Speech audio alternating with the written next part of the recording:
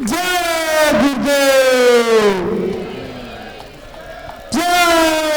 उस समय न जमीन जायदाद काम आएगी, न जात और बिरादरी काम आएगी। मन को, बुद्धि को, चित्त को और जीवात्मा को निकाल करके इस शरीर से बाहर कर दिया जाएगा। ये शरीर आपका यहीं जमीन पर गिर पड़ेगा, क्योंकि जीवात्मा के निकल जाने के बाद में ये शरीर सिर्फ एक माटी का पुतला है, उससे ज्यादा कुछ भी नहीं। उन धर्म पुस्तकों को पढ़ करके, किसी संत महात्मा की खोज करके, उनके बताए हुए रास्तों पर चल करके, उस मालिक की भक्ति करके अपनी जीवात्मा का कल्याण करा लेना। इस उद्देश्य के लिए मैंने इनको मनुष्य शरीर दिया था, लेकिन इन्होंने अपना उद्देश्य पूरा नहीं किया। जब जब ये मनुष्य शरीर में आए, कभी इन्होंने विचार ही नहीं किया कि आखिर ये मनुष्य शरीर हमको क्यों मिला, क्या इसका उद्देश्य है, मरने के बाद हम कहाँ जाएंगे, हमारे बाल बच्चे कहाँ जाएंगे, हमारे रिश्ते नातेदार कहाँ जाएंगे, हमारे कुटुंब परिवार वाले कहाँ जाएंगे, और इनकी उस समय पर क्या हालत होगी। ये पराविद्या महात्माओं की पराविद्या है।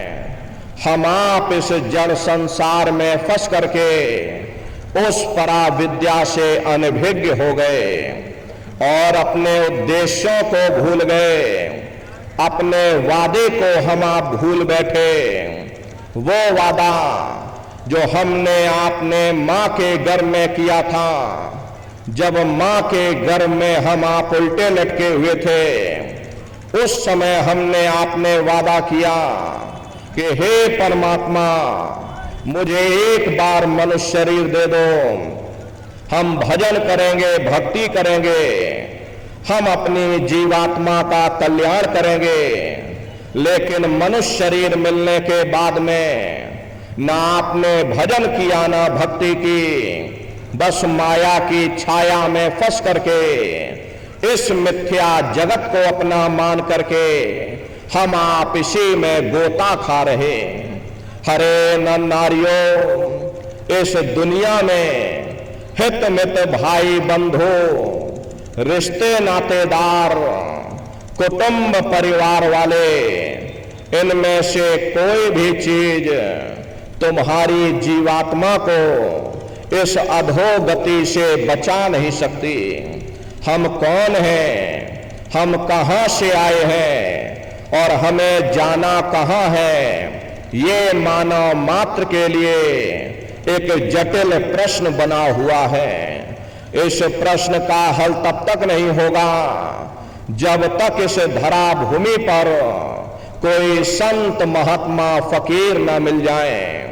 इसीलिए वह मालिक अति दया और कृपा करके संतों महात्माओं को इस धरा धाम पर भेजते हैं। संत महात्मा फकीर यहाँ पर आकर के जीवों को समझाने की कोशिश करते कि भाई वो परमात्मा है, वो आपको मिलेगा, जीते जी मिलेगा, इसी मनुष्य शरीर में मिलेगा। इसी मनुष्य शरीर के अंदर जा करके परमात्मा से मिलने का वह एकमात्र दरवाजा है। उस दरवाजे का भेद केवल संतों महात्माओं को ही प्राप्त है।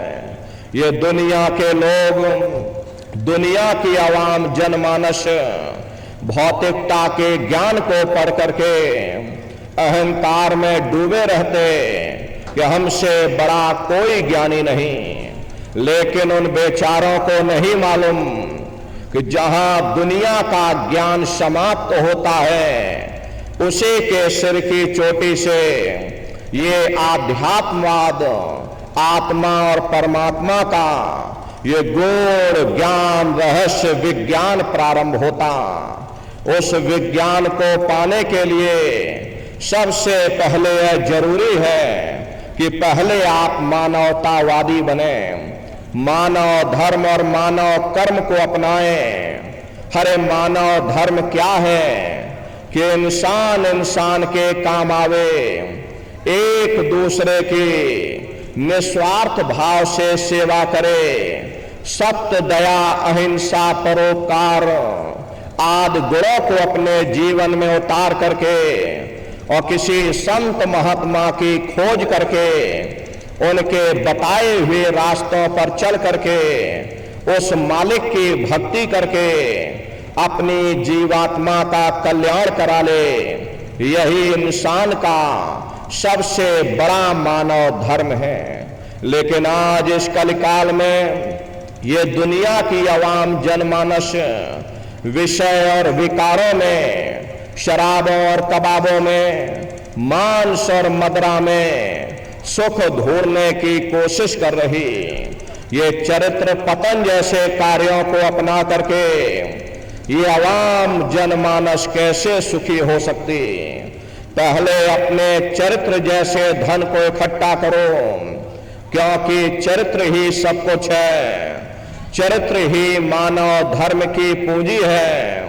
ये दुनिया भर के रगड़े झगड़े, पिता पुत्र में लड़ाई, आदमी औरत में लड़ाई, घर परिवार में लड़ाई, समाज में लड़ाई, जातियों में लड़ाई, मुल्क में लड़ाई, हरे नर नारियों, ये इंसानों का काम नहीं, ये हैवानों का काम है। इसलिए पहले आप इंसान बनो, चरित्रवान बनो, महात्माओं के समीप आओ, वे जो दया का प्रसाद दें उसे खुशी खुशी लेकर के अपने निज घर को जाओ, जहां न फिर जन्मना है और ना ही फिर मरना। इसीलिए हमारे गुरु महाराज परम संत बाबा जय गुरुदेव जी महाराज ने आवाम जनमानस के बीच में ये आवाज लगाई है कि इंसानों, तुम अपने दीन ईमान पर वापस आ जाओ और जिस्मानी मंदिर में बैठ करके भगवान का सच्चा भजन करो, जिससे तुम्हारी ये जीवात्मा नरकों में जाने से बच जाए। अरे हम माने ना माने, लेकिन संत महात्मा त्रिकालदर्शी होते, वे सब कुछ जानते हैं। अगर हम उनके वचनों को मान जाएंगे तो हम लोग बच जाएंगे, नहीं तो खाई और खंदक में जाकर गिर जाएंगे। इसीलिए अभी वक्त है उस मालिक से सच्ची प्रार्थना करने का, खुदा के सामने अपने गुनाहों की माफी मांगने का, हरे धर्म मजहब के नाम पर लड़ने झगड़ने का नहीं, जात और बिरादरी के नाम पर लड़ने झगड़ने का नहीं।